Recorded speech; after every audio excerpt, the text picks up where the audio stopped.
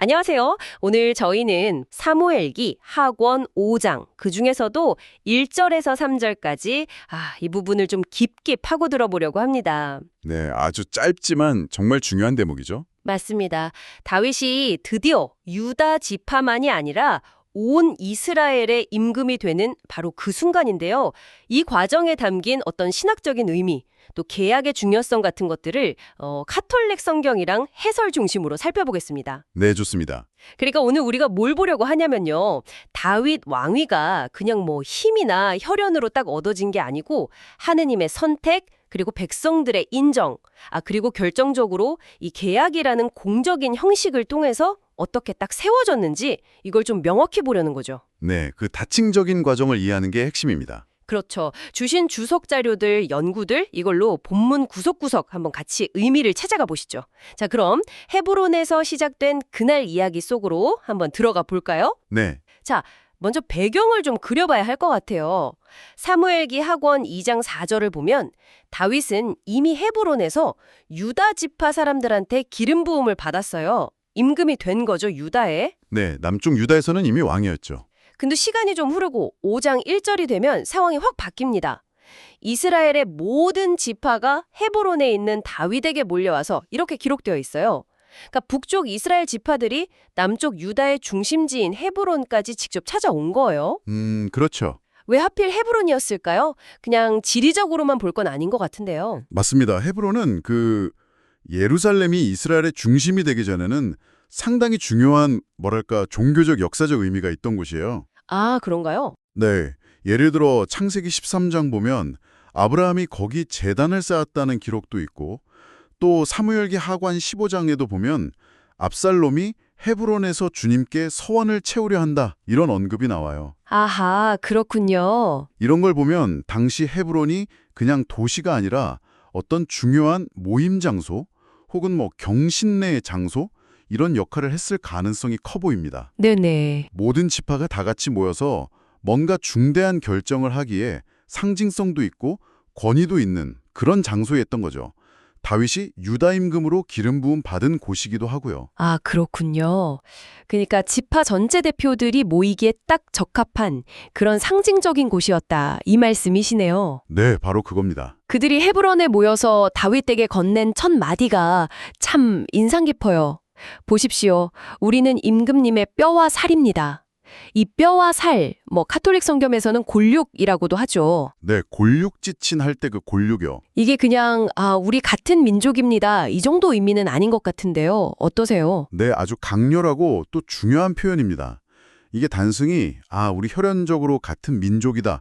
이 수준을 훨씬 넘어서요. 아, 그런가요? 이 표현의 뿌리를 쭉 따라가 보면 저기 창세기 22장 23절에 아담이 하와를 처음 보고 이야말로 내 뼈에서 나온 뼈요 내 살에서 나온 살이로구나 외쳤던 장면이 있잖아요. 네, 기억납니다. 또 창세기 29장 14절에서는 라반이 조카 야곱 처음 만났을 때 너야말로 내 뼈요 내 살이다 하면서 깊은 관계를 확인하거든요.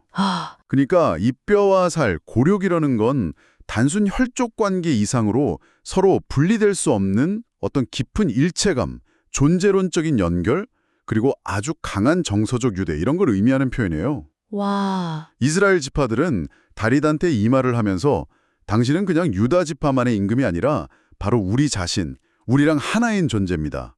이렇게 선언하는 거죠. 와, 그냥 선언이 아니라 거의 고백 수준인데요. 그렇죠. 지난날의 어떤 분열이나 거리감 이런 걸 넘어서려는 아주 강력한 의지의 표현이고 깊은 소속감을 드러내는 고백인 셈입니다. 뼈와 살이라는 단어 하나에 그렇게 깊은 의미가 놀랍네요. 이게 그냥 정치적인 말이 아니라 존재론적인 일체감의 고백이었다니. 자, 그럼 백성들이 다윗을 왕으로 추대하는 구체적인 이유들을 좀 더 파고 들어가 보죠. 2절을 보면 두 가지 핵심 근거가 나와요. 첫 번째는 아주 현실적이고 경험적인 이유예요. 네, 그렇죠. 바로 다윗이 과거에 보여준 리더십, 또 군사적 능력. 백성들이 이렇게 말하죠. 전에 사울이 우리의 임금이었을 때에도 이스라엘을 거느리고 출전하고 입성하신 분은 바로 임금님이셨습니다. 네. 이건 뭐냐면 사울 왕 살아있을 때조차도 실질적으로 군대를 이끌고 나가서 싸우고 승리 가져온 사람이 바로 다윗 당신이었다. 이걸 상기시키는 거죠. 이미 검증된 리더다. 이겁니다. 맞습니다.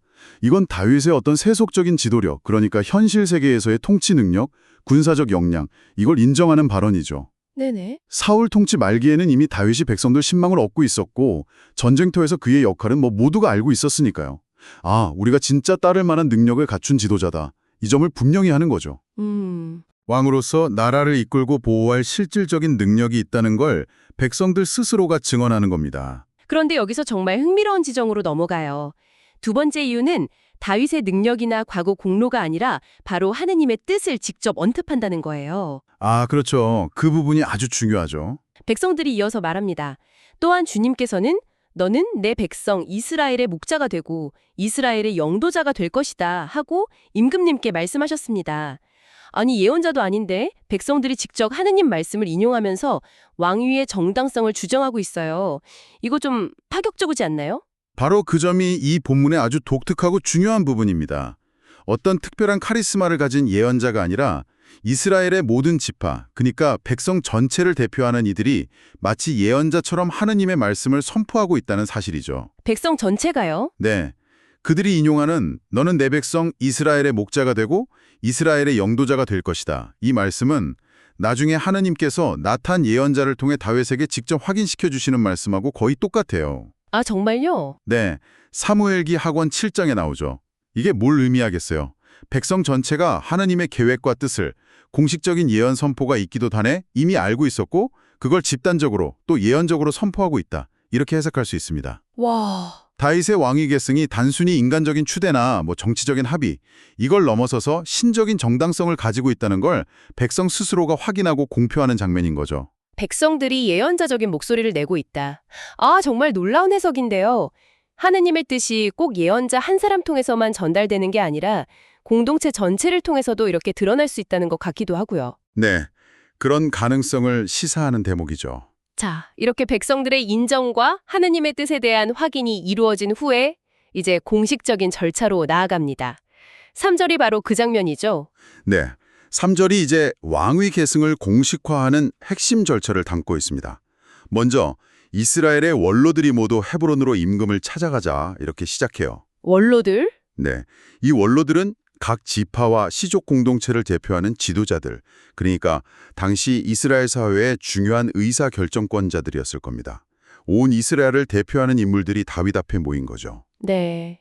그리고 여기서 주목할 점은 1절에서는 아직 그냥 다윗이라고 불렸던 그가 이제 다윗 임금으로 명확히 불린다는 점이에요. 아, 호칭이 바뀌었네요. 그렇죠. 그의 지위 변화가 언어를 통해서도 확인되는 겁니다. 그리고 마침내 결정적인 행위가 이루어집니다.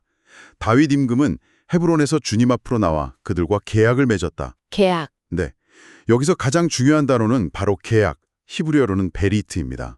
이 계약은 그냥 정치적인 협상이나 일방적인 충성 맹세가 아니에요. 아, 특히 주님 앞으로 나아가, 즉 림느 야훼 앞에서 맺어졌다는 점이 그 무게를 더합니다. 주님 앞에서. 네, 이건 이 계약이 단순히 인간들 사이의 약속일 뿐만 아니라 하느님을 증인으로 모시고 그분 앞에서 맺어진 신성하고 공적인 약속임을 의미하는 거죠.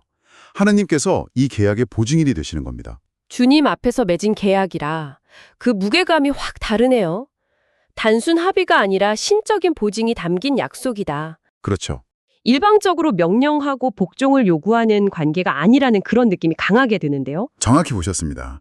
본문은 다윗이 계약을 맺었다라고 능동형으로 서술해요. 네. 이건 다윗과 이스라엘 원로들, 즉 왕과 백성 대표 사이에 상호적인 합의와 약속이 있었음을 시사합니다. 네. 다윗의 왕권은 절대군주처럼 무소불위의 권력이 아니라 백성과의 쌍방계약이 기초하고 있다는 걸 보여주는 아주 중요한 대목이에요. 쌍방계약이요. 네.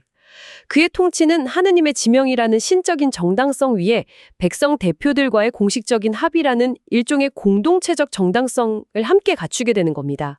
그리고 이 계약은 왕에게도 의무를 부여해요. 왕 역시 계약 내용을 지켜야 하는 거죠. 그렇다면 왕권이 계약에 의해서 좀 제한될 수도 있다는 그런 의미인가요? 우리가 흔히 생각하는 고대 왕들의 절대적인 이미지하고는 좀 다른데요? 맞습니다. 이 계약적 성격이 이후 이스라엘 역사를 이해하는 데 아주 중요한 열쇠가 됩니다. 예를 들어서 훗날 다윗 총치 기간 중에도 압살롬의 반란이나 세바의 반란처럼 북쪽 지파들이 반기를 드는 사건들이 생기고 결정적으로 솔로몬 사후에 르호보암이 북쪽 지파들 요구를 거절하니까 왕국이 남북으로 쫙 갈라지잖아요. 네, 분열되죠. 그 배경에 바로 이 계약 사상이 깔려 있다고 볼 수 있습니다. 북쪽 지파들은 왕이 계약 정신을 어겼다고 판단하면 그 계약 관계를 파기하고 등을 돌릴 수 있는 어떤 신학적, 정치적 근거를 바로 이 헤브론 계약에서 찾을 수 있었던 거죠. 와, 왕권이 절대적인 게 아니라 조건적이고 상호적이라는 인식이 있었기에 가능했던 일입니다. 계약의 중요성이 그렇게까지 연결되는군요. 왕국 분열이라는 그 큰 역사적 사건의 뿌리까지 거슬러 올라갈 수 있다니 정말 흥미롭습니다. 네, 그렇죠. 그리고 이 계약 체결이라는 중요한 단계 후에 비로소 마지막 절차가 이루어져요. 그러자 그들은 다윗에게 기름을 부어 이스라엘의 임금으로 삼았다. 네, 기름 부음이죠. 이미 사무엘 예언자를 통해서 비밀리에 기름 부음을 받긴 했지만 이번에는 온 이스라엘을 대표하는 원로들에 의해서 공개적으로 기름 부음을 받습니다. 이 행위는 어떤 의미가 있을까요? 사무엘의 기름 부음이 주로 하느님의 어떤 내적인 선택과 지명을 상징했다면 이번 원로들의 기름 부음은 그 선택에 대한 백성 전체의 공적인 인정 그리고 왕권의 실제적인 확립을 의미한다고 볼 수 있습니다. 아, 공적인 인정? 네, 즉 하느님의 선택, 사무엘의 기름 부음, 그리고 백성의 동의 및 공적 인정, 원로들의 기름 부음, 이 두 가지 요소가 계약이라는 틀 안에서 딱 결합됨으로써 다윗의 왕권이 비로소 온 이스라엘 위에서 완전하고 합법적인 효력을 갖게 되는 겁니다. 신적인 권위와 인간적인 합의가 조화를 이루는 순간인 거죠. 이제 이 모든 과정을 신학적인 관점에서 좀 더 넓게 봐야 할 것 같은데요.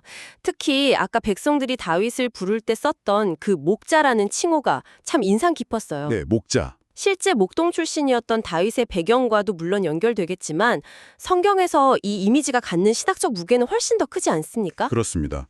목자라는 이미지는 구약 성경에서 정말 중요한 신학적 상징이에요. 물론 다윗은 실제로 젊은 시절 양을 치던 목동이었죠. 네. 하지만 성경에서 목자는 1차적으로 이스라엘을 돌보시고 인도하시는 하느님 자신을 가리키는 표현으로 자주 쓰여요.